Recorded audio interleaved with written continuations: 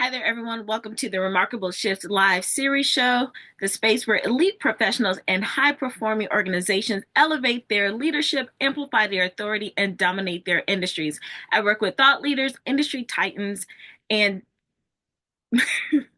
I'm sorry. All right, this is live. And so I'm just going to keep going. So I do work with thought leaders, industry titans, corporate executives, and trailblazing intra and entrepreneurs because they're two different things. Help them bridge the gap between expertise and influence, turning high-level vision into high-impact execution.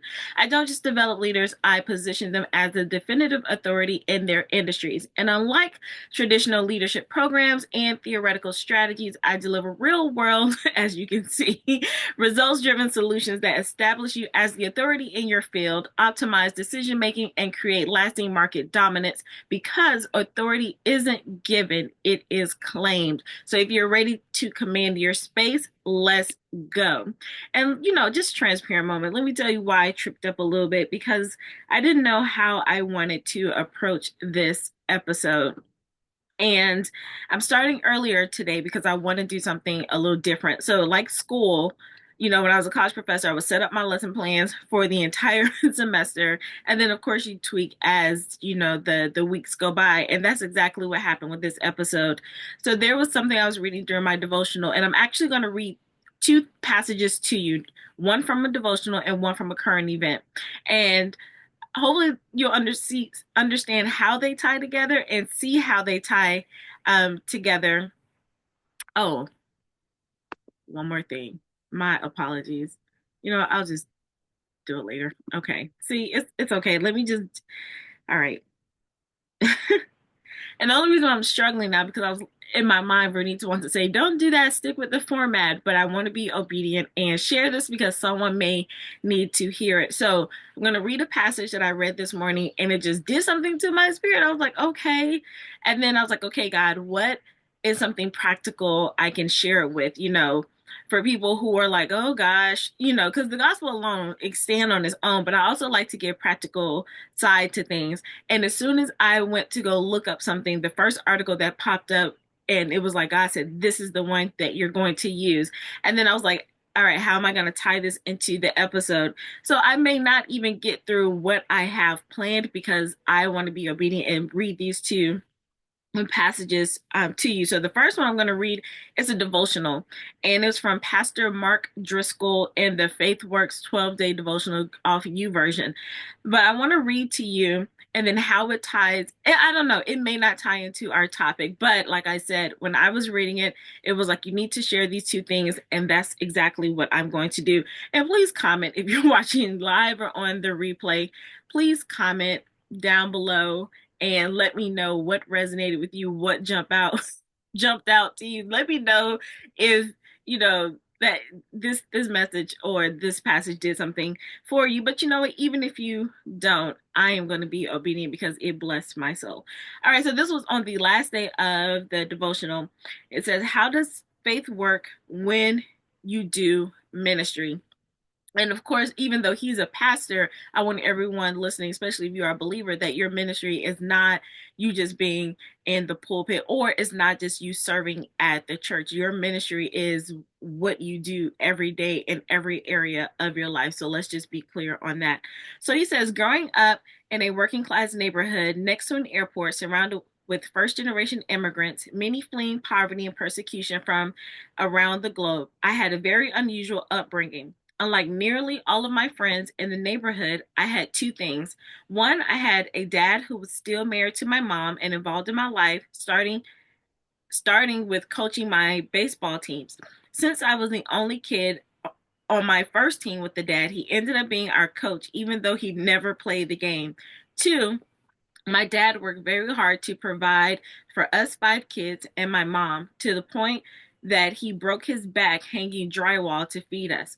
I knew my dad loved his family because he showed it. He stayed married to my mom, got up before the sun every day to go work himself to death and come home to spend his hard-earned money on his family, not his hobbies or his addictions. My dad never wrote a book about love, but he served, doing whatever it took to provide for our family. Joseph was the father to James and Jesus. And I'm gonna insert, even though I know that I grew up in church, I read all the scriptures and did all the things, it didn't click to me until I read this passage, and I was like, oh duh. But just because that's significant, Joseph was the father of James, who, I'll explain more about that later, and to Jesus, because James was Jesus' half brother. Like, come on. All right. So Joseph was the father to James and Jesus, and he was a blue collar, working class, poor man who said little but did much. He never wrote a book of the Bible, but he raised boys who did. The book of James reminds me of Jesus and James' dad, as well as my dad, who is also named Joseph. As we come to the end of the study of the book of James, it has been a school of practical Christianity from beginning to end. Like his brother Christ, who came down from heaven to get his hands and feet dirty on the earth, James' version of Christianity is very earthy. For James, faith is less about the things you write than the deeds you do. James could care less if you can win Bible memorizing competitions in Sunday school if you live like hell the other 6 days of the week. In light of James' get her done attitude as the blue collar scholar of the New Testament, it makes sense that he ends with ministry. After learning, he expects us to be doing ministry, like a dad who teaches you how to drive. Like a dad who teaches you how to drive by throwing you the keys rather than giving you complicated, detailed instructions as you would expect. He gives us the clearest ministry directives you would ever find, expecting the Holy Spirit to help you figure it out by doing it. So, number one, if it's a question about suffering, you pray for them. If it's about being cheerful, you sing with them. If it's about being sick, you anoint and pray for them. If it's about sinning, you confess it. If it's about being unhealthy, you pray for each other. If it's about being powerless, you pray some more. If it's about wondering, bring them back. And number 8 says, if you don't believe me, think about Elijah, a regular guy like you, and God used him for big things, so go do something and see what God does. The Apostle Paul reminds me of a finely tuned German sports car.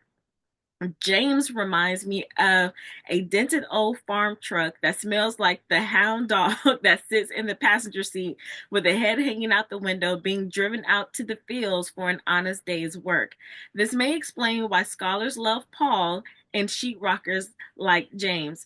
I kind of see James writing this letter on a lunch break, eating a sandwich, because faith don't need to be fancy. Holiness don't need to be haughtiness. Ministry don't need to be misery. Wisdom don't need to be wily. Christianity don't need to be complicated.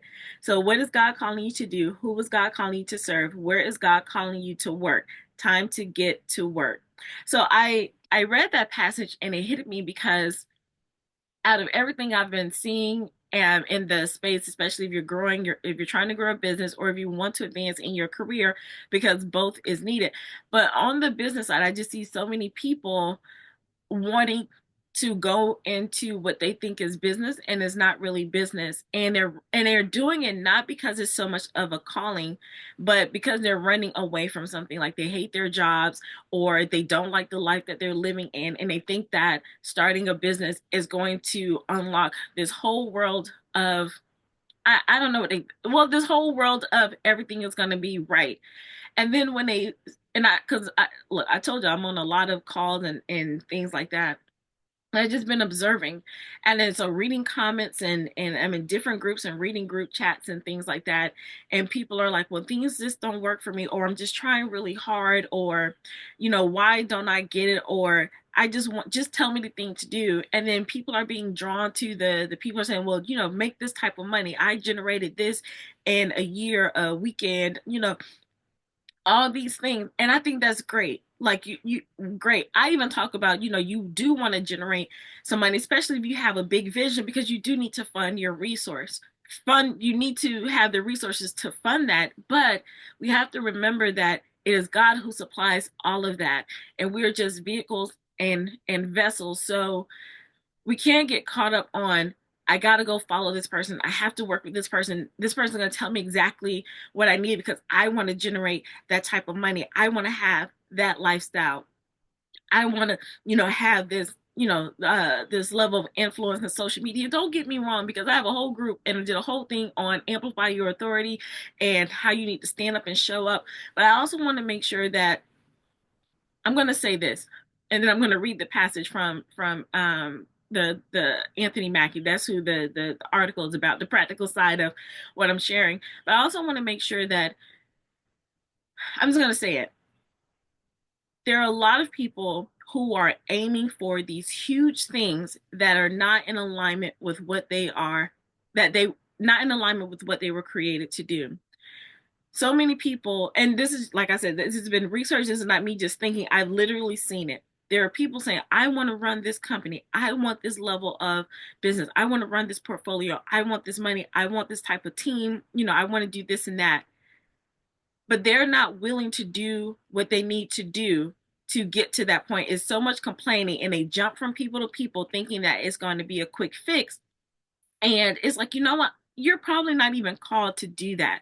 That is probably not the thing that you are supposed to be doing. Just like in this example, we have Jesus and we have James. And I'm not saying that the people who are like visibly successful, I'm not comparing them to Jesus at all, but I do want to show you a comparison.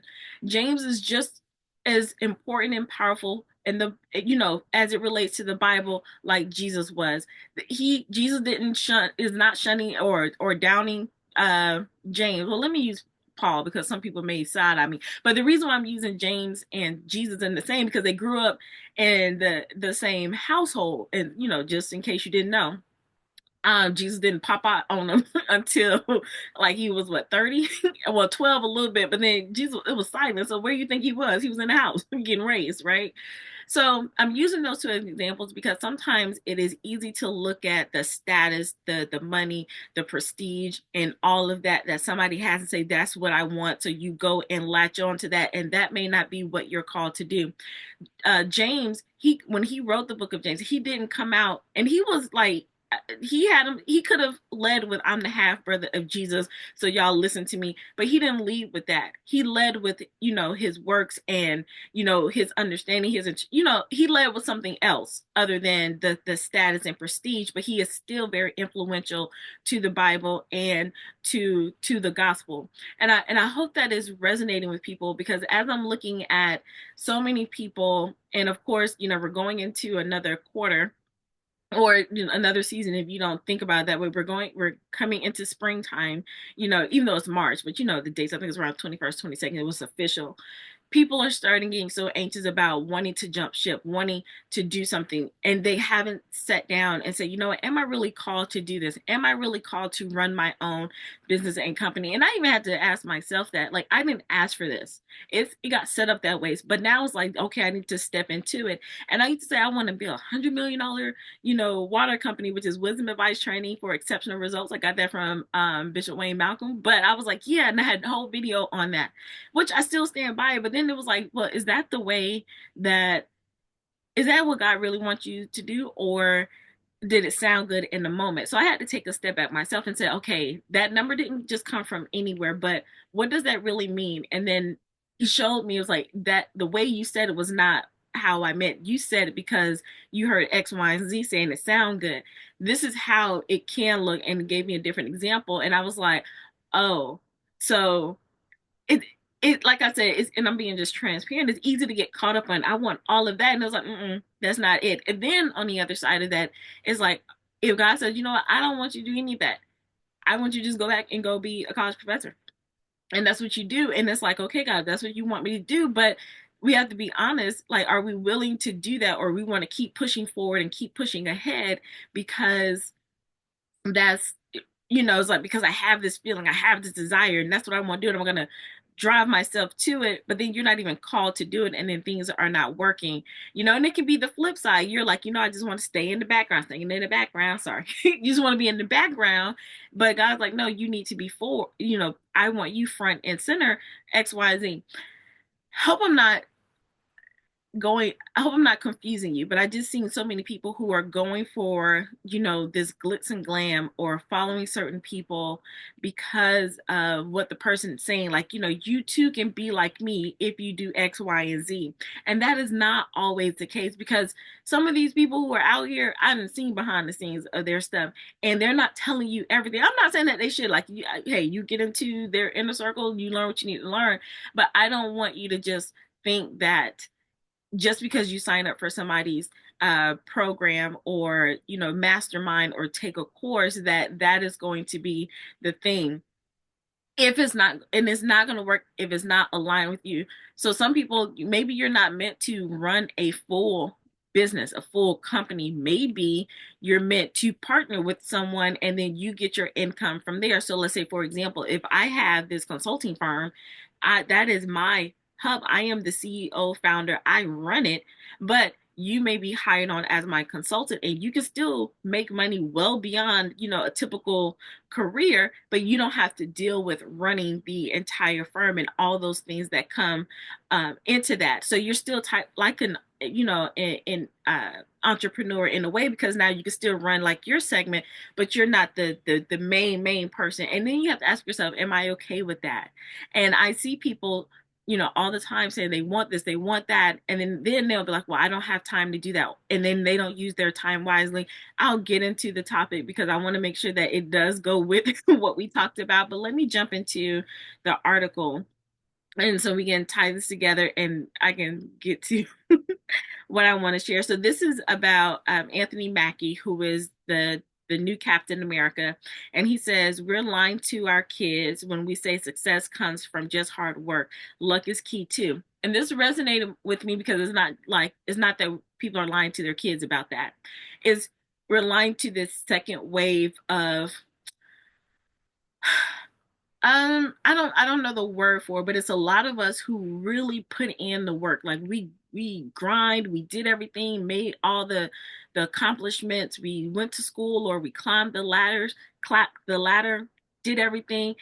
We got whatever status we was looking for, whatever position, we got to that top, that mountaintop. I believe a lot of us, and I'm using career, of course, in business, but you could do that with family, or being a leader in your community, whatever your mountaintop is. A lot of us, especially, you started, your late teens, early 20s, you spent all your 30s doing it, and now you're in your 40s and your 50s, and you're right there, and then now you're feeling like, what else? Is there something else? And then, so I know people say that we've all already been scammed. I've said that, like, you might as well invest in something different, because now the traditional route, like going just to college, is not going to set you up. And then just starting at a business from the bottom, working, climbing up the corporate ladder, it doesn't work that way like it used to. So we need different things. However, it served a lot of us. So I am never going to discount that. And I know people say, oh, college sucks for first, or college is a scam for some people. If you up there majoring in basket weaving, you don't need to go to college for that.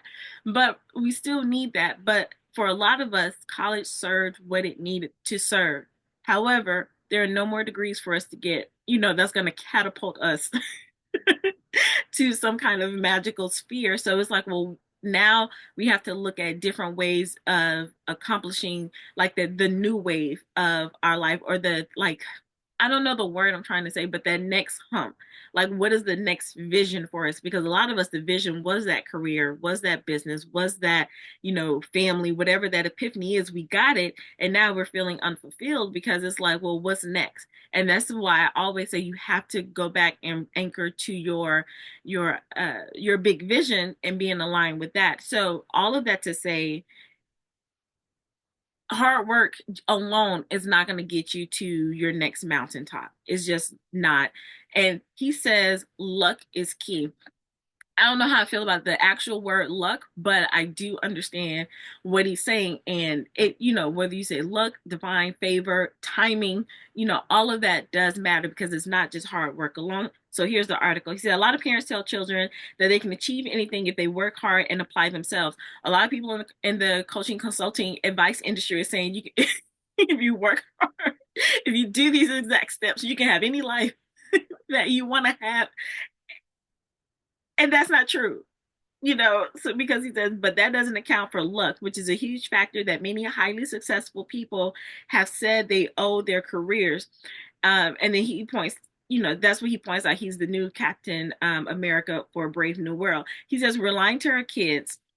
We tell them if they do right and they make good grades and they go off to the programs, they will be successful. If you work hard enough, your work will pay off. And that's not true. And we can apply that now as full grown adults. We hear people saying, and then again, like you will see me start catching myself because I'm like, no, tell the whole truth. People saying, like, if you just follow exactly what I do, if you follow this recipe, then you too will have the same exact success that I have. And that is totally not true. How many of you have signed up with coaches, consultants, you've taken courses, you've gone to masterminds, and I know you're great students. You've done exactly what the people said, and you still didn't get those results. I think it's a few things, but I digress. But I wanted to show that it's not just parents lying to kids. We're getting lied to as adults, and we can't act like luck and timing doesn't play a part in certain things. So I'm not saying that the people who are successful, they don't deserve their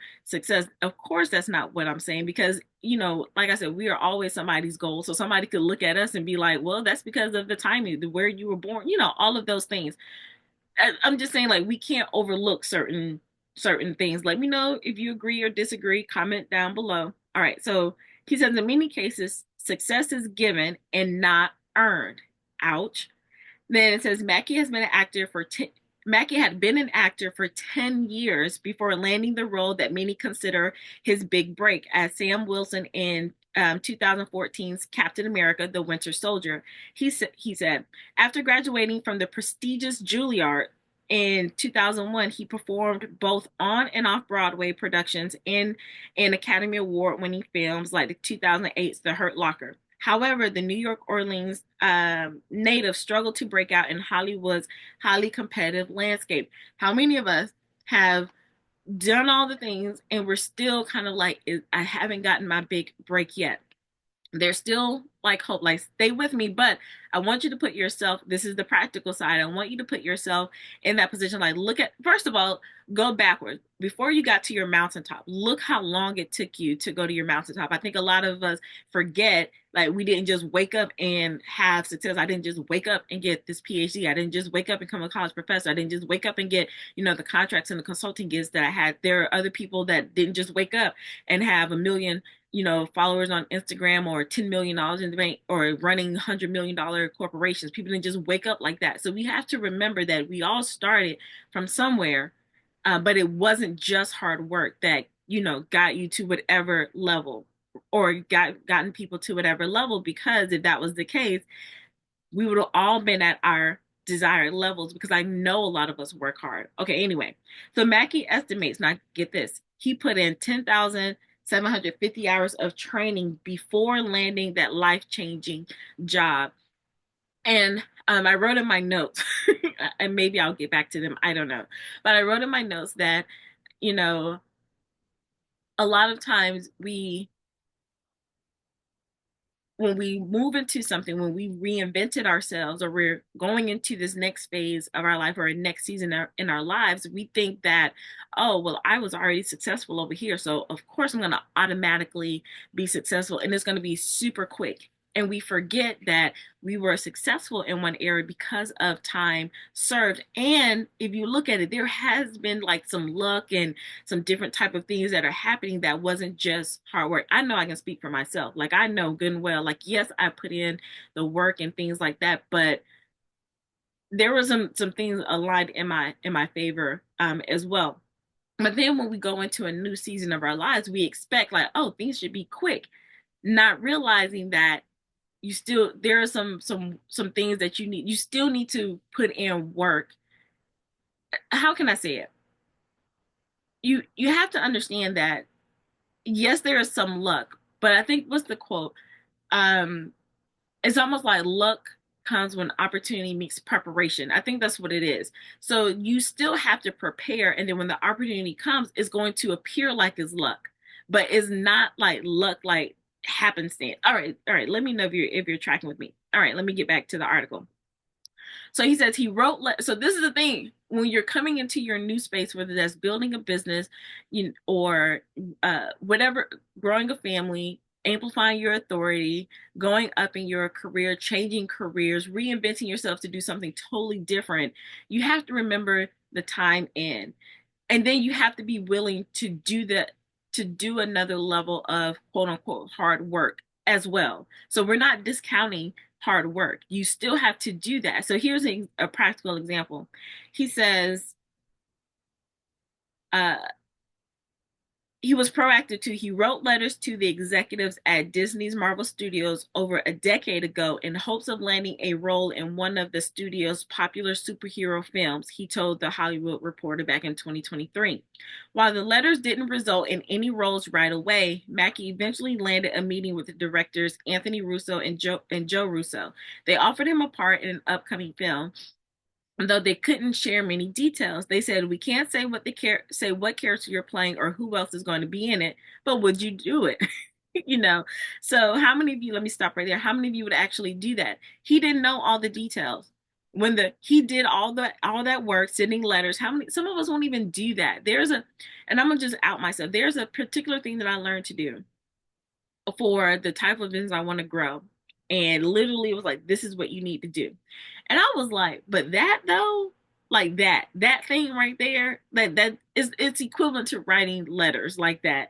And I'm like, I don't want to do that. However, it's like that builds the foundation that is building something. I'm gonna be obedient, but I had that. And so now I'm gonna do it, not fully knowing all of the results, but it's like, let me go ahead and do that preparation. And it's similar to this. The opportunity came, and he was like, I can't tell you what role. I don't know what you're going to do. It's not going to be the breakout, but would you do it anyway? And I think a lot of us who've gotten to a certain level with our positions, titles, and degrees, when we're going into a new space, a lot of us are not willing to take that role. Let me tell y'all something that I have not shared a lot, even in this entrepreneurial space. Don't y'all, I was on service teams. I was traveling to places just to be a support team. I was setting up, I was taking payments, I was on calls, on sales calls, I was messaging people, I was giving people water, at certain events. I was breaking down. There were things that I have not shared, the things that I have done in this space to learn a whole new industry. I don't want to tear up, but put in some time, right? So, how many of you can honestly say that you have put in some time, or are you just doing a little bit and expecting your results to just magically happen, right? Like, I'm just gonna wait on God, and it's like, you need to prepare. Waiting means like you're still actively doing something with expectation. All right. So he said yes. So the actor agreed because he liked the directors and believed joining the Marvel Cinematic Universe was an opportunity he couldn't pass up. Fortunately for Mackie, the role of Sam Wilson proved popular enough to grow from a small character into a headliner. He says work matters, but so do luck and timing. Mackie is far from the only successful person to recognize the power of luck. You can be the smartest person and most deserving person in the room, the billionaire and Berkshire Hathaway vice chairman Charlie Munger told the students at the University of Michigan Ross School of Business in 2018. But there are no guarantees. There's also a factor of luck that comes into this thing. He added, I did not intend to get rich. I wanted to get independent. I just overshot. How many of you can be honest and say that you have this entitlement to success because you think, because you already had success in a certain place, that you should automatically get success in your new arena or your new calling or in your new phase of life? So you're not willing to show up with that level of work.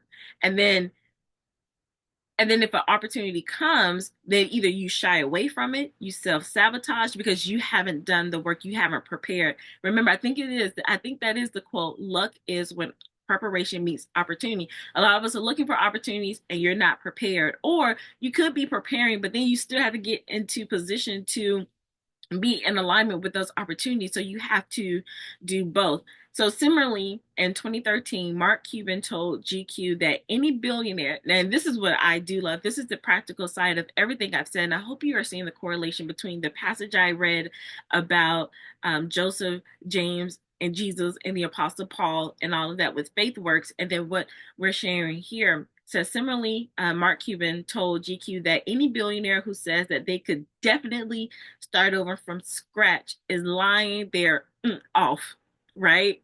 He's like, they're lying. He says that's because a person also needs luck and good timing to run a highly lucrative company, particularly in the fast moving tech industry. He said, had he been born 3 years earlier, just 3 years earlier, he likely wouldn't have the status that he has today.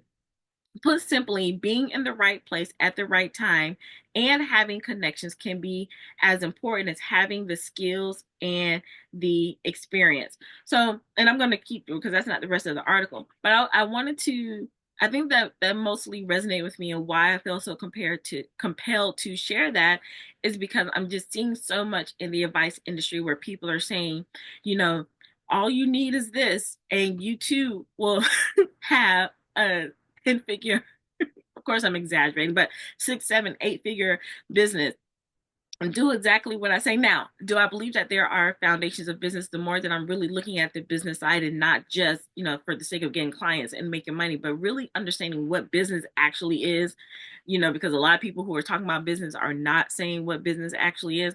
But the more that I'm looking at it and understanding, I was like, there are some things that you just gotta do. Right? There are some things that, you know, you it's not just that simple. Now, do I believe like, and I'm looking at it, can you just do a few things and make six figures? You can even make let me tell you, there was one person I know. They're out there in the advice industry. And she said, you don't have to be smart or even have a good product to hit at least like the 3 million mark. And I'm just sitting there blown away because you would think, well, I would think with all my degrees and experience, of course I should be at a certain level. But there are some other things that, some other programming that got to get rid of, just some other things. But when she said that, it's like, oh my gosh. And just think about that for a minute. It's like I forgot where I was going with that, but it hit me because so many people are saying like, just do this.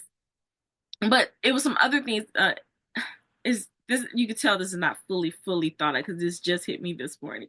But when she said that, it is about a little bit of luck and what you're willing to do without getting so caught up in your head because they just jump out and do it. And I'm going to tell you, like I was looking at it, this is the practical side of the quote unquote luck. So even with all your preparation, these are the things that you must, or these are the things that were suggested to do. And then when they did the study of, people, they're like, yeah, they have these things in common. And now I can see why it's like you don't have to be the smartest person and you don't have to have the best thing to at least crack the 3 million mark. Now, things will start showing up when you get over that, but how many of us are like, wait a minute, so I've done all of that's another thing. So all this hard work, especially if your end goal is to have some kind of financial confidence, it ain't got nothing to do with how smart, brilliant, or how many certificates and letters and things behind your name. Now, don't get me wrong.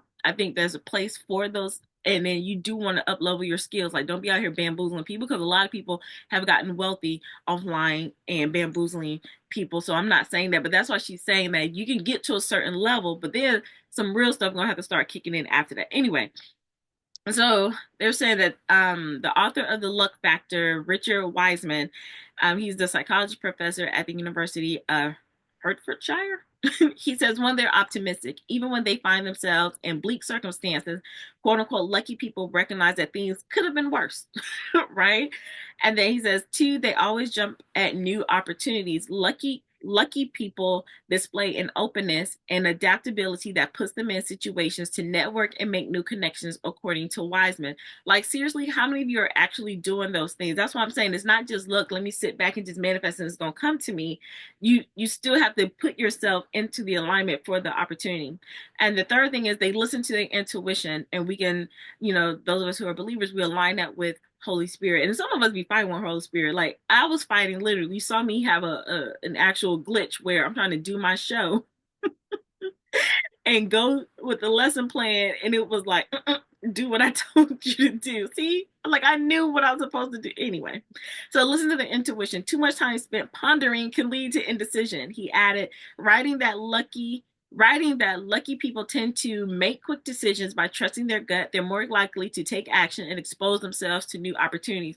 Look at what you have already accomplished. You can backtrack these steps and say, oh yeah, I was like that. So why aren't you transferring that to your new venture? And I'm also talking to myself. Number 4, they recover quickly from setbacks. This allows lucky people to remain positive when things don't go how they hoped, and increases the likelihood of them continuing to live a lucky life. So embodying these 4 traits can help put you in a better position to make your goals a reality. And that's what he added. He said the second and third traits in particular helped Mackie, who in 2025 became a new face of the Captain America franchise, once led by former co-star Chris Evans, says when you're given a huge opportunity like that, you have to take into consideration that you might fail. And that's what Anthony Mackie said. At first, he was afraid, but he didn't let that stop him. He had a network of mentors and supporters who could help him, he realized. And then he says, and quote, I had to lean on those teachers and the people around me who got me to that point. And so I think that ties in beautifully with the passage I read from FaithWorks, is because so many of us are working and working and working, and we're like, when is this ever going to pay off? But you have to ask yourself, am I working in the right lane? Am I supposed to be here? Am I a Joseph, like Jesus' dad, who did his carpentry work and raised his family? Are you a James, where I still, kind of led a decent life, but I'm that blue collar scholar, as people say? Or are you an Apostle Paul, who is that scholarly person, has the status and the influence, but he still went through some things, but it's just a different lane. No one is greater than the other, but they're all in different lanes, and they all serve their purpose. Even with Jesus didn't have to come and do any of this, right? But we can see the man side of him, who still did the works. He still did the hard work, but he also put himself in the opportunity for his ministry to explode, for people to hear him.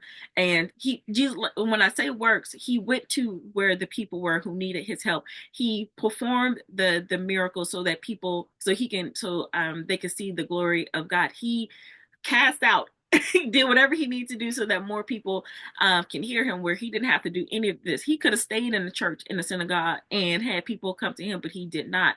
So it just depends on where you are. So don't, if you have this chip on your shoulder thinking that you deserve some type of success because you worked hard, you have to ask yourself, am I working quote unquote hard in this lane that I'm supposed to be in?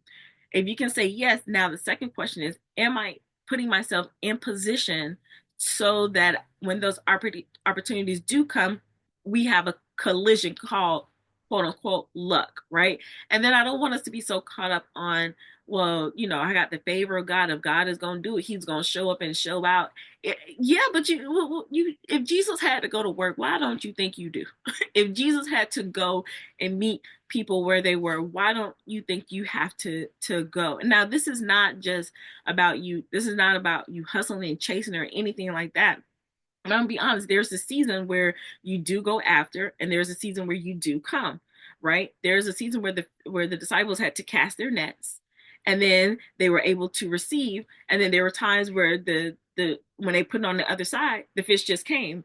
So there are times where you do both, but I think sometimes we can get so caught up into the chasing and going after things and working hard, and we're not even looking up, realizing that we veered off into another lane, and this is why things are feeling overwhelmed and burned out, and why we can't get it together. And then I do believe that so many of us are just sitting there still at the front line, saying, "All right, I'm just waiting for me to get my trophy, and you didn't even start the race. So you need both. All right.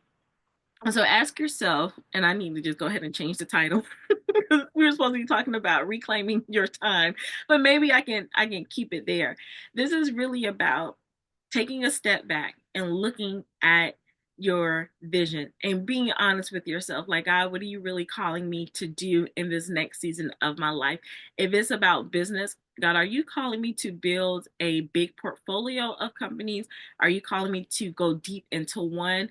Or are you calling me to just go into some other type of business venture where I'm not necessarily the front person? Because it seems like every time people say go into business, it's like you automatically think you have to be a culture consultant, and that could just probably not where you need to be. Or could you be really working hard at being a business? I want this business. I need to make, 7 figures, 8 figures. I'm running towards being a 9 figure earner. And God is like, no, I just want you to go and work with this person and help them build their company. Here's a real example. I was listening to a webinar. I forgot who the big person is. I don't know. It's a name that a lot of people in a certain industry would know. I can't. It's escaping me right now because I wasn't planning on sharing this example, but it came to me. Thank you, Jesus. She's a huge person, like really big time person. I think mostly in like the life coaching space. And there was someone who was leading this master class, but she had learned from the lady, went on to build a 7 figure coaching business herself. So I think she said she had gotten up to $2 million a year, good, great life, and things like that.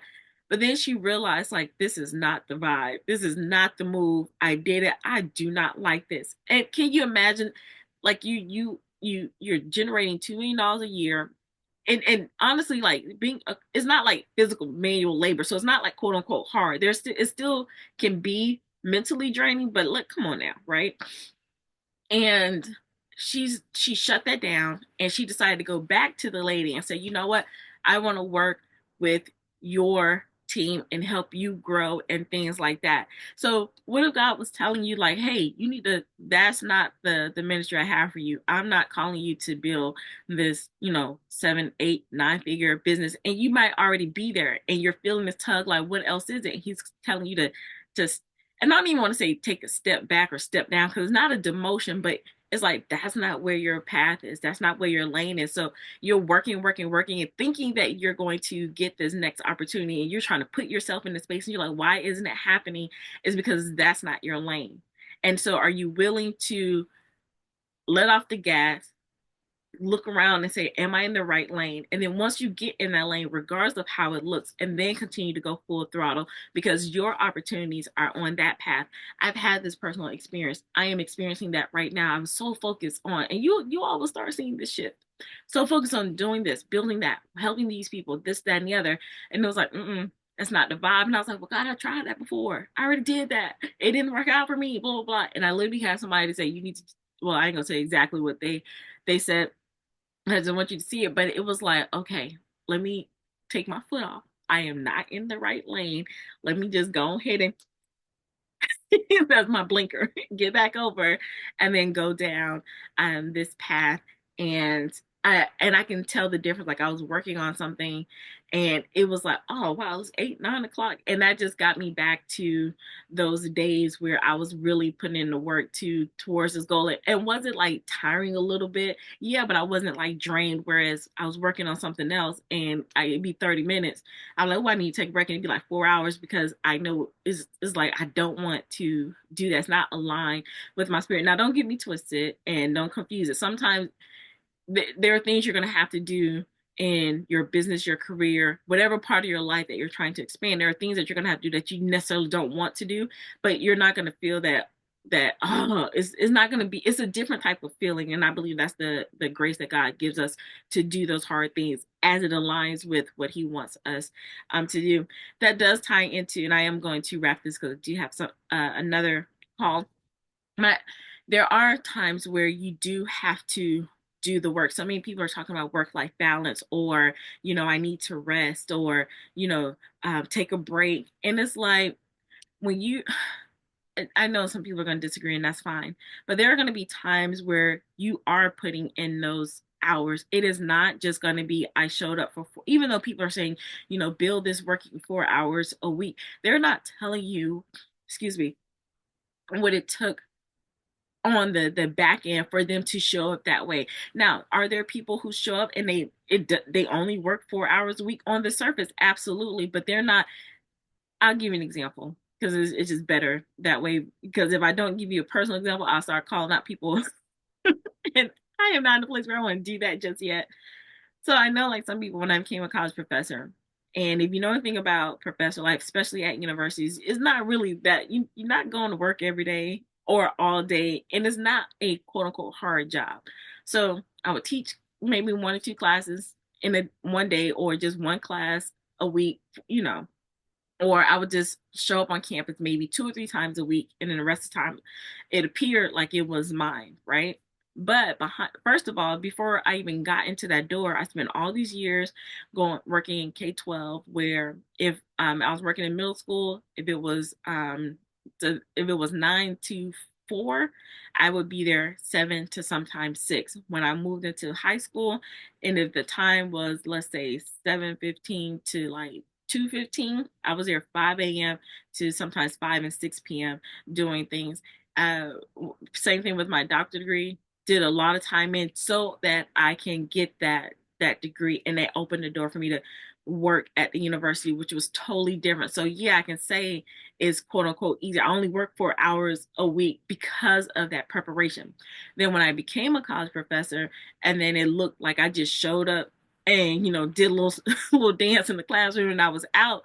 But what they didn't realize is that I would front load my semester and put in so much work even before school started to get things like to make sure that that system worked like clockwork, to where it I can show up without any stress, or I can show up right before my class without having to cram, quote unquote planning hours, because I took, sometimes 3, 4 weeks to build out a full 16, 17 week schedule. So, and then to really train my students to this is how we're going to work. And then we coasted towards the end of the semester. So then when it was time for finals or things like that, my particular students weren't stressed about my class because we put in the work. Said all that to say is, if I wish more people who you all see were more honest about the back work that they do, or the team that they have, or let you know honestly what it's going to take for you to get certain results. You may not get their exact results, but let's say that they say, well, I run a $10 million company. You may not run a $10 million company because that may not be your gifting or your path. It could be I don't know, it could be $100,000. I don't know. It could be that, but they're letting you know the things that it's going to take, and you're like, okay, I can put those things in place for my level, or you could surpass them, and it could be the $100 million company, but at least they're telling you these are all the things that I've done to get to this point, instead of, oh, I just leave with my story and then I just go speak on the stage, or I just wrote this little ebook and boom, there it is, and that's not it. And so the thing that I will leave you with is really talking about how you are operating your time. And I just have to come back and do the actual video for this episode. But look at how you're spending your time and seeing if it's aligning with your big vision. Be honest with yourself. Like, if it's a season for you to focus on your family, just like we read in that scripture with Pastor Mark Driscoll.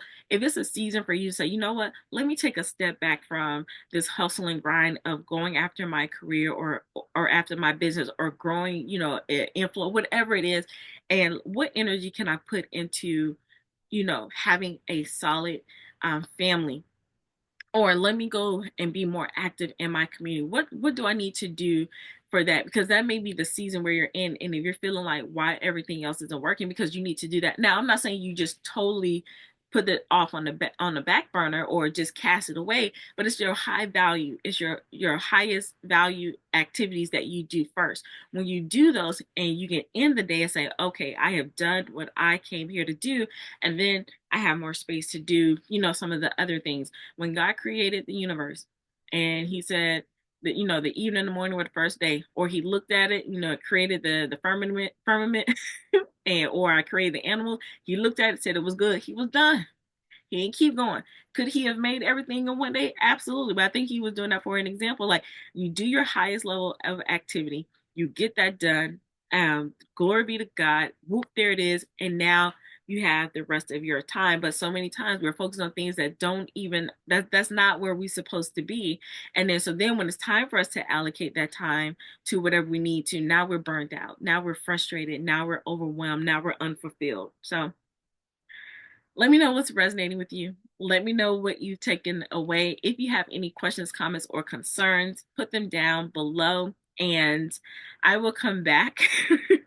It'll probably be recorded, but I'll come back and just do the actual episode for so that you can get that. But I wanted to make sure that I share those two things. And now I feel this relief, like I've done what I came here to do. Let me know. Thank you so much for listening and learning with me. And remember that in order to build a remarkable life, it just takes one shift. So I will see you all in our next episode. Bye.